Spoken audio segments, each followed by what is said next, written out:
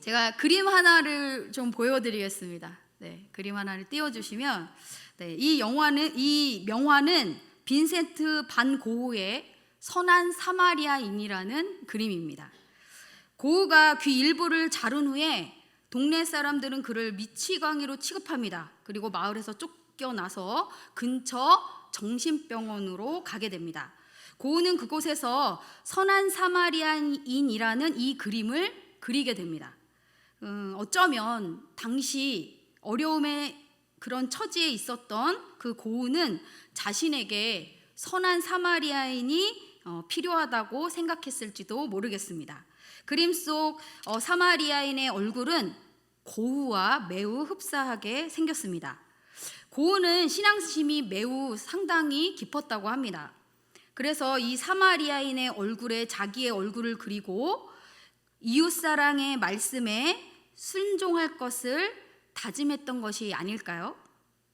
그림을 자세히 보시면 선한 사마리아 사람의 말씀에 등장하는 등장인물들이 다 그려져 있습니다. 우리 다음 그림을 한번 보여주실까요? 네, 지금 그 그림 중에서 이렇게 잘 보이도록 이렇게 만든 그림인데, 보시면 저 안쪽에 굉장히 작은 그 그림의 사제 이렇게 기록되어 있는데, 그게 뭐냐면 제사장. 예, 그리고 그 두 번째로 작은 그림은 레위인, 그리고 마지막으로 강도 만난 사람을 돕고 있는 사마리아인, 이렇게 그림에 잘 나오고 있습니다. 이 그림은 우리 자신의 모습에 대해서 많은 생각을 하게 하는 그림입니다. 네, 그림은 이제 보내주시고, 선한 사마리아 사람의 말씀은 복음서에서 유일하게 누가복음에만 나오는 말씀입니다. 25절부터 26절까지의 말씀을 함께 읽도록 하겠습니다. 시작. 어떤 율법교사가 일어나 예수를 시험하여 이르되, 선생님, 내가 무엇을 하여야 영생을 얻으리이까? 예수께서 이르시되, 율법에 무엇이라 기록되었으며 내가 어떻게 읽느냐? 네, 스스로 율법을 잘 지키고 있다고 생각하는 어떤 율법교사가 예수님을 시험하려고, 선생님, 무엇을 해야 영생을 얻을 수 있습니까? 라고 묻습니다. 그랬더니 예수님께서 대답은 하지 않으시고 오히려 그에게 율법에 뭐라고 기록되어 있고 어떻게 이해하느냐, 이렇게 다시 물으십니다. 그러자 그가 내 마음을 다하며 목숨을 다하며 힘을 다하며 뜻을 다하여 주 하나님을 사랑하고 내 이웃을 내 자신같이 사랑하라고 했습니다 라고 아주 잘 대답합니다. 예수님께서는 그 대답을 들으시고 이렇게 대답하시는 거예요. 맞다, 그것을 행하라, 그러면 살리라 라고 말씀하십니다. 예수님께서 그에게 행하라, 그러면 살리라 이렇게 말씀하신 이유가 무엇일까요? 그 율법 교사가 스스로는 하나님 사랑, 이웃 사랑을 어떻게 해요? 잘 행하고 있다고 생각했지만, 사실은 그가 이 말씀을 잘 지키지 않고 있었기 때문에 예수님께서 행하라고 말씀하신 것입니다. 야고보서 2장 17절 말씀을 우리 함께 읽겠습니다. 그 고린도전서 16장 14절도 이어서 함께 읽겠습니다. 이와 같이 행함이 없는 믿음은 그 자체가 죽은 것이라. 너희 모든 일을 사랑으로 행하라. 네. 행함이 없는 믿음은 뭐라고 말하고 있습니까? 죽은 것이라고 말씀하고 있습니다. 또 고린도전서 16장에는 너희 모든 일을 사랑으로 행하라 라고 하나님께서 말씀하시는 거죠. 이 말씀 뭐냐? 믿음으로 행하고 사랑으로 행하라고 말씀하시는 것입니다. 마가복음 12장에도 한 서기관이 모든 계명 중에 첫째가 무엇이냐고 예수님께 질문합니다. 그래서 예수님께서 신명기와 레위기의 말씀을 근거해서 하나님 사랑과 이웃 사랑의 계명을 말씀해 주십니다. 당시에 이제 모든 종교 지도자들은 이것을 잘 알고 있었어요. 잘 알고 있었지만 문제는 그들이 아는 것을 행하지 않는 데 있었다는 것입니다. 그런데 우리도 이런 실수를 어떻게 해요? 범할 수 있다는 것이죠. 말씀을 많이 읽고 듣고 묵상하고 많은 예배를 드리니까 자신이 모든 말씀에 잘 순종하고 있다고 착각할 수 있다는 것입니다. 그러나 예수님께서는 지금 우리에게도 이렇게 말씀하시는 거예요. 말은 잘하는구나. 가서 하나님 사랑, 이웃 사랑을 행하라. 그러면 살리라 라고 말씀하시는 것입니다. 29절 말씀도 우리 함께 읽도록 하겠습니다. 그 사람이 자기를 옳게 보이려고 예수께 여짜오되 그러면 내 이웃이 누구니까? 네. 첫 번째 질문했을 때 이 율법 교사가 처음 질문한 이유가 뭐라고 성경에 기록되어져 있습니까? 시험하려고. 예수님을 시험하려고 질문했습니다. 두 번째는 또 왜 질문했다고 기록되어져 있습니까? 옳게 보이려고. 왜요? 좀 전에 예수님의 말씀을 통해서 한 방 먹었거든요. 야, 너가 이거 지금 지키고 있는 것 같지? 너 지금 지키고 있지 않으니까 가서 그것을 행하라. 그러면 네가 살 것이다. 이런 말씀을 들은 거죠. 그러니까 어떻게 해요? 자기를 좀 더 이 예수님께서 나를 잘 모르시는구나. 그러니까 나를 옳게 보이려고 이렇게 예수님께 질문하는 거예요. 그러면 내 이웃은 누구입니까? 라고 묻습니다. 그랬더니 율법교사는 왜 이렇게 질문했을까요? 스스로 자신이 의롭다고 여기고 있었기 때문에 이렇게 질문한 것입니다. 예수님께서 율법교사의 질문에 어떻게 대답하시는 거예요? 오늘 아까 읽으신 말씀 통해서 비유의 말씀을 통해서 이렇게 말씀하시는 거예요. 네, 어떤 사람이 예루살렘에서 여리고로 내려가다가 강도를 만나 강도들이 그 옷을 벗기고 죽도록 때려서 버리고 갔다. 그런데 마침 한 제사장이 그 길로 내려가다가 그를 보고 피하여 지나가고 또 한 레위인도 보고 피하여 지나갔다.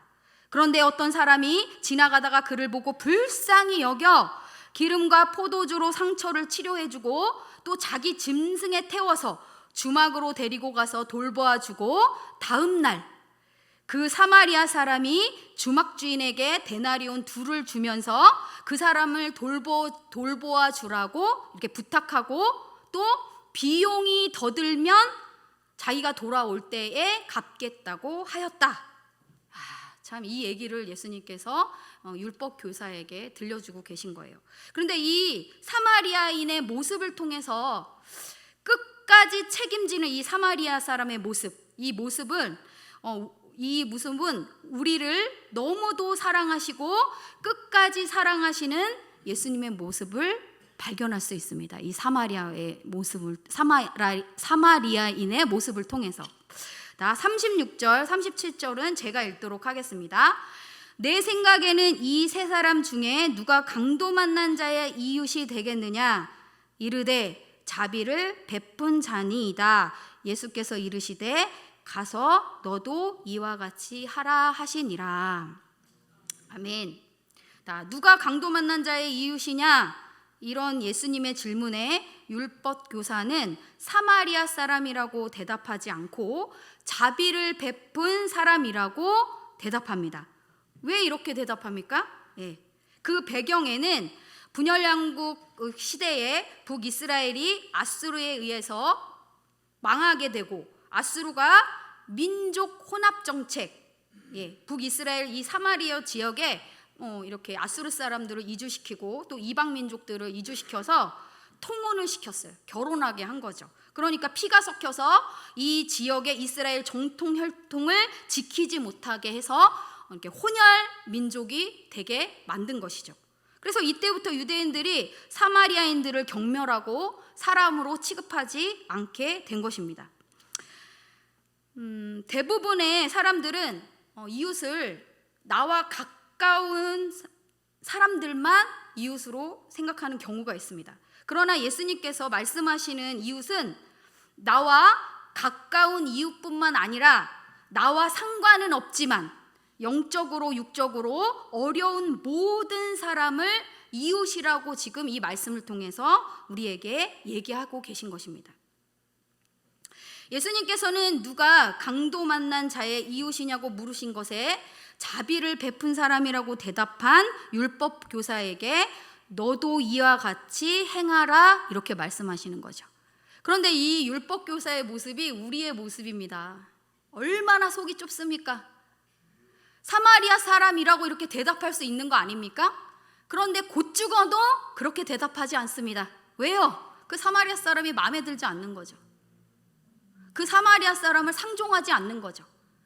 우리의 예수님께서는 이 모든 세상에 있는 사람들이 다 우리의 이웃이다 라고 말씀하시는데, 우리 이웃은 어떤 사람만 우리 이웃입니까? 나랑 친한 사람, 나랑 인사하고 지내는 사람, 내 마음에 드는 사람만 이웃입니다. 그래서 어떻게 대합니까? 속 좁게 이렇게 갈라서 대하는 거죠. 피해서 대하는 거죠. 그런데 예수님께서는 우리에게 모든 사람을 이웃으로 여기고 그들을 사랑하라고 말씀하고 계신 것입니다. 이웃 사랑은 자선을 베푸는 것을 넘어서 하나님께 받은 사랑을 흘려보내는 것이에요. 하나님께 받은 사랑은 무엇입니까? 우리를 위해서 예수 그리스도를 보내주시고 그 예수님께서 우리 죄를 대신해서 십자가에 죽으시고 부활하신 그 사랑을 바로 하나님께 받은 사랑이라고 할 수 있습니다.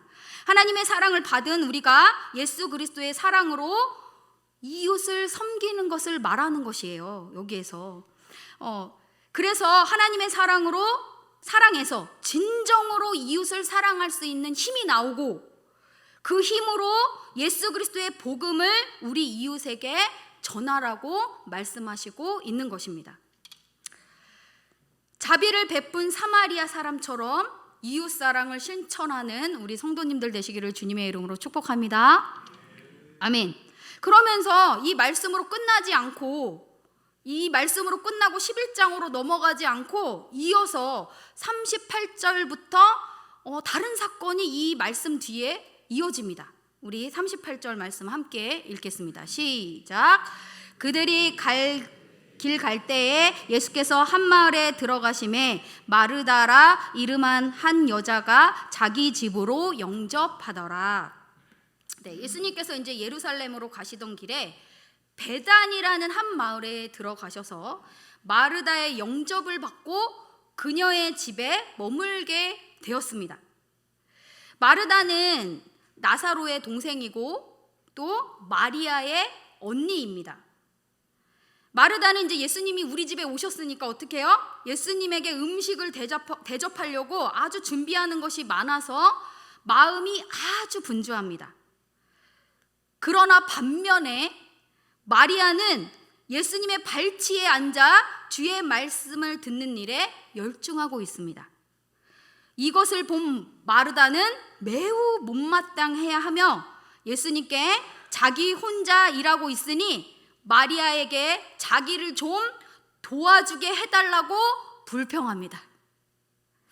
근데 우리가 이게 지금 마르다의 모습과 이 마리아의 모습이 교회의 모습이에요. 교회에는 함께 주의 말씀을 듣고 함께 예배하는 그 예배 공동체잖아요. 그죠? 그런데 그 예배만 드리는 것이 아니라 예배를 드리기 위해서는 많은 섬김이 필요한 것이죠. 그래서 여러 가지 예배를 준비하는 사람들도 필요하고, 주차를 안내하시는 분들도 필요하고, 또 식당에서 우리가 또 예배를 드리고 함께 식사를 준비하시는 분들도 필요합니다. 그래서 이 모든 것들이 어때요? 교회에는 뭐 하나 필요 없는 것은 하나도 없습니다. 그러니까 이런 일들이 종종 일어나는 거예요. 못마땅한 일들이 일어나는 거죠.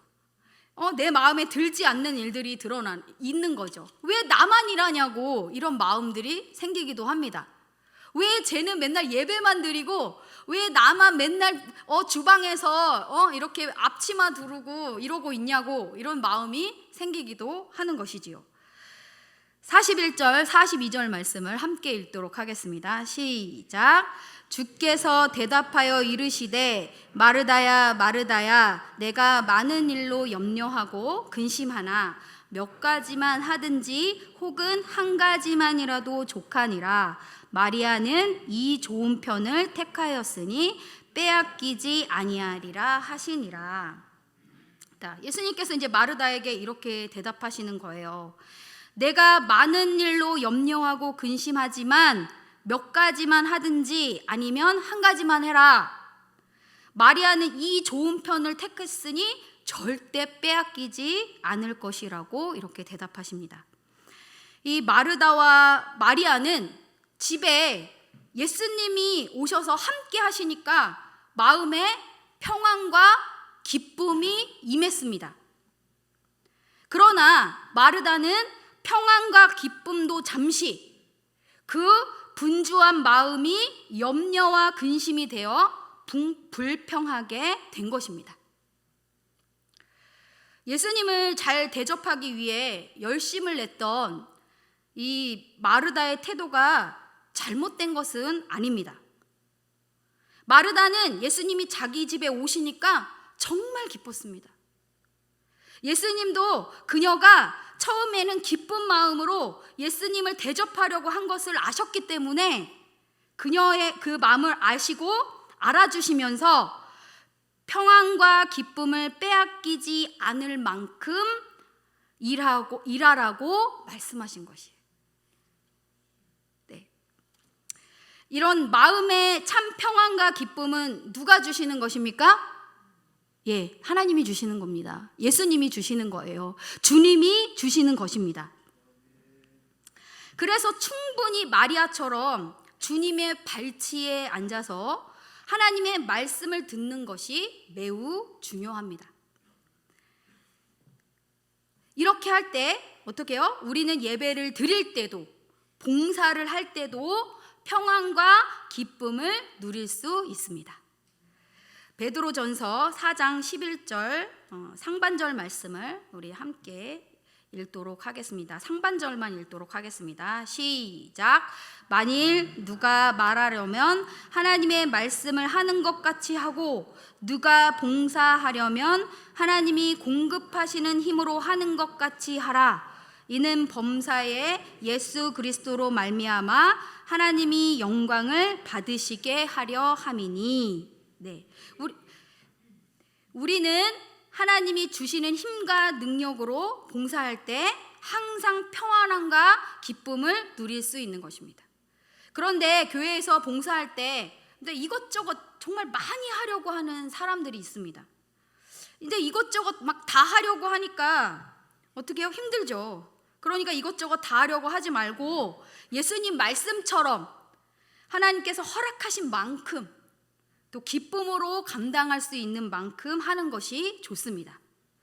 그리고 항상 먼저 하나님께 영적으로 공급하심을 받아서 그 힘으로 감당할 때 어떻게 되는 거예요? 하나님께 영광이 된다고 말씀하고 있는 것입니다. 그렇지 않으면 어떻게 될까요? 예, 우리는 마르다와 같은 잘못을 저지르게 되는 것입니다. 나는 이만큼 하는데 왜 저 사람은 저것밖에 안 하지? 하고 이렇게 판단하게 되는 거예요. 나 자신이 기준이 되어서 다른 사람을 판단해서는 안 됩니다. 그래서 먼저 하나님의 말씀을 통해서 나 자신을 살피고 은혜로 충만해야 하는 것입니다. 어떤 학자들은 이 말씀을 이 누가복음 27절부터 42절에 나오는 선한 사마리아 사람 비유는 이웃 사랑을, 또 마르다와 마리아의 말씀은 하나님의 사랑을 나타내는 말씀이라고 해석하기도 합니다. 저는 이 해석을 아주 긍정적으로 생각합니다. 제가 주중에 이제 지난 주중에 고난 주간을 이렇게 보냈잖아요. 고난 주간을 한 주간 보내고 그리고 또 이제 부활주의를 맞이했습니다. 그래서 고난 주간을 이렇게 보내면서 우리 청년들에게 우리 이 예수님의 고난에 동참하는 의미로 뭘 하면 좋을까 이런 얘기들을 나눴습니다. 그래서 지난 목요일에 강원대학교 앞에 가서 시간 되고 마음 되는 청년들과 함께 전도를 나갔습니다.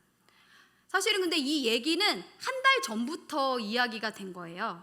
왜 이야기가 된 거냐면 저희 청년부가 지금 베트남 비전 트립을 준비하고 있습니다. 이 베트남 비전 트립은 해외 선교잖아요. 그죠? 그런데 우리가 해외 선교만 이렇게 준비할 것이 아니라 국내 선교도 우리가 함께 했으면 좋겠다. 우리가 남들이 안 하는 거 했으면 좋겠다. 우리 대학교 앞에 전도 잘 안 하는데 우리 대학교 앞으로 전도하러 가자. 이런 얘기들을 그냥 이렇게 같이 은혜를 나누면서 했습니다. 그러고 나서 이제 한 달 이후에 저희가 이제 지난주 목요일 날 함께 이제 감동이 있어서 그래 고난 주간에 가자 이렇게 해서 함께 갔습니다.